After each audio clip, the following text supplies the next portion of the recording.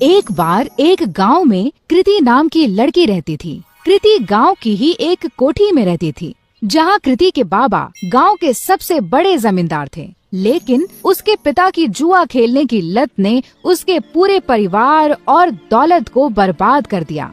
कृति के परिवार में कोई नहीं था। असल में कृति के पापा ने एक बार जुआ खेलते समय अपना सब कुछ दांव पर लगा दिया और वो हार गए। जुए में हारने पर दौलत तो गई ही गई, साथ ही साथ कृति की माँ ने भी तंग आकर जहर खा लिया। कृति की माँ के बाद उसके पिता भी ज्यादा दिन नहीं जिए और ज्यादा शराब पीने से उनका लिवर फेल हो गया और उनकी मौत हो गई। अपने पिता की इस जुए की आदत का सबसे बड़ा शिकार बनी अनाथ कृति। उस बेचारी का क्या दोष था? अब ना ही उसका कोई ख्याल रखने वाला था और ना कोई रोटी देने वाला। पेट पालने के लिए मजबूरन कृति गांव के घरों में झाड़ू पोछा करती। कृति का ये सब करने का बिल्कुल भी मन नहीं करता, क्योंकि जिस घर में वो काम करती थी उसका मालिक उसे बुरी नजरों से देखता था। लेकिन 2 वक्त की रोटी के लिए कृति ये सब भी झेल लेती थी। कृति रोज सुबह सुबह गांव के मंदिर में जाती और अपनी दर्द भरी कहानी भगवान को सुनाती। हे ईश्वर, किस जन्म का तू मुझसे बदला ले रहा है? क्योंकि इस जन्म में तो मैंने किसी का भी बुरा नहीं किया। अब तू ही बता, अगर मेरा बाप जुआ खेलता था तो क्या इसमें मेरी गलती है? मैंने तो हर बार उन्हें जुआ खेलने से रोका, यहाँ तक कि रोकने के चक्कर में मार भी खाई, लेकिन हमेशा यह विश्वास रहा कि एक दिन तू सब ठीक कर देगा। मैंने तुझ पे भरोसा किया और तूने मेरे भरोसे का आज मुझे ये सिला दिया। न खाना है न कोई अपना, काम पे भी मालिक बुरी नजर से देखता है। क्या यही तेरी महिमा है?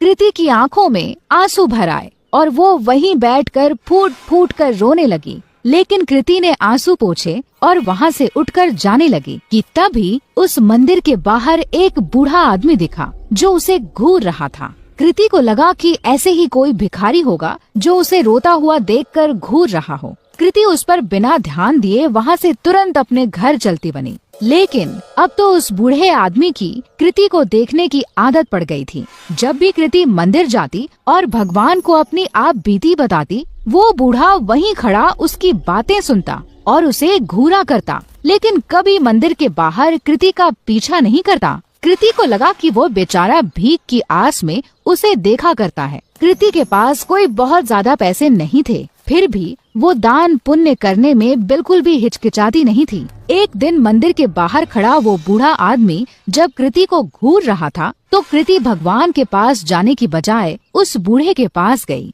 बाबा जी, अगर पैसे चाहिए तो बेहिचक मांग लिया करो, ऐसे किसी और को घूरोगे तो वो गलत मतलब निकालेगा। काश बेटा, तेरे जैसा साफ दिल भगवान ने सबको दिया होता। कुछ दे दे बेटा। कृति ने अपनी जेब से एक 10 का सिक्का निकाला और उस भिखारी के जेब में डाल दिया। बाबा जी, अभी इतने ही हैं, आगे जब ज्यादा कमाने लगूंगी तब ज्यादा दूंगी। अरे बेटा, सच्चे दिल से दिए गए 1 रुपए भी मैं खुशी खुशी रख लूं, फिर तेरे 10 रुपए तो लाखों के बराबर हैं। भगवान तेरा भला करे। ये कहकर वो भिखारी चला गया। किसी गरीब की मदद करके कृति को बहुत खुशी हो रही थी। कृति मंदिर में दर्शन करके फिर से अपने घर चली गई। उस दिन जब कृति अपने मालिक के घर काम करने गई, तो वहाँ पर उस दिन उसके मालिक के अलावा कोई नहीं था। क्या हुआ मालिक, आज घर पर मेम साहब नहीं है क्या? मेम साहब वो तो आज अपने मायके गई हुई हैं। वैसे उनके बारे में क्या पूछ रही हो? भला तुम्हारे और मेरे बीच में उनकी क्या जरूरत? अपने मालिक से ये सुनकर कृति कुछ सहम सी गई। मालिक, मैं जरा घर की साफ सफाई कर देती हूँ। ये कहकर कृति घर की साफ सफाई करने लगी। अपने मालिक के डर के मारे आज कृति ने जल्दी जल्दी सारा काम खत्म कर दिया। लेकिन काम करके जैसे ही कृति घर जाने के लिए दरवाजे की ओर बढ़ी, वैसे ही उसका मालिक दरवाजे के सामने आकर खड़ा हो गया। मालिक, दरवाजे से हट जाइए, मुझे घर जाना है। लेकिन मालिक अपनी जगह से टस से मस ना हुआ और वहीं खड़ा रहा। मालिक, दरवाजे से हटिए। ये कहकर जैसे ही कृति ने मालिक को दरवाजे से हटाने की कोशिश की, वैसे ही मालिक ने कृति का हाथ पकड़ लिया। अरे ऐसे कैसे जाने दूं? आज तो मौका मिला है मुझे। बीवी भी घर पर नहीं है, आज तो तुझे नहीं जाने दूंगा। ये कहकर मालिक तुरंत कृति पर लपका। डरी सहमी कृति तुरंत अपनी इज्जत बचाने के लिए भागी लेकिन उसका मालिक उसका पीछा नहीं छोड़ रहा था। तभी एक कोने में कृति को डंडा पड़ा हुआ दिखा और वो उसके पीछे दौड़ी। अब की बार कृति का मालिक जैसे ही उसे पकड़ने के लिए लपका, वैसे ही कृति ने उस डंडे को उठाकर उस मालिक के सर पर दे मारा और तुरंत दरवाजे से निकलकर वहाँ से भाग गई। फूट फूट कर रोती कृति बिना रुके भागती जा रही थी। भागते भागते रात में कृति उस मंदिर पहुंची जहां वह रोज सुबह जाती थी। मंदिर में पहुंचते ही कृति भगवान की मूर्ति के चरणों में जा गिरी। हे ईश्वर, क्या मेरा पैदा होना ही गुनाह है जो तू मुझे इतनी बड़ी सजा दे रहा है? क्या गरीब और लाचार होने की यही सजा होती है कि कोई भी आकर हमारी इज्जत पर हाथ डाले? कृति की आंखों से फिर आंसू फूट पड़े। कृति ने आंसू पोंछकर जब आसपास देखा तो पाया कि वो बूढ़ा आदमी फिर वहीं खड़ा था। बाबा, अब मेरे पास कुछ नहीं है आपको देने को।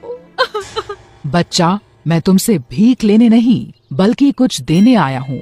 लेकिन क्या? तेरी कोठी के पीछे वाले कमरे में एक जादुई खजाना है जो सही समय आने पर अपने आप तेरे हाथ में आ जाएगा। ग्रहों की दिशा बता रही है कि आज ही वो सही समय है। कृति पहले से ही परेशान थी और ये सब सुनकर उसे और गुस्सा आ गया। बाबा जी, आपने मेरा दिल बहलाने के लिए ये सब कहा, मुझे बहुत अच्छा लगा, लेकिन मुझे झूठ पसंद नहीं। ये कहकर कृति अपनी कोठी की ओर चल दी। उसे बार बार ये डर सताए जा रहा था कि अगर उसका मालिक बेहोशी से उठ गया तो उसे जिंदा नहीं छोड़ेगा। वहीं दूसरी ओर उसके दिमाग में उस बूढ़े भिखारी की भी बात चल रही थी। घर पहुंचते पहुंचते आसमान में बादल छा चुके थे और ऐसा लग रहा था कि मानो जैसे बहुत जोर की बारिश होने वाली है। कृति के कोठी में पहुंचने के कुछ देर बाद ही बारिश शुरू हो गई और बहुत जोर से पानी बरसने लगा। मूसलाधार बारिश के चलते कृति की पुरानी कोठी की छत से पानी टपकने लगा।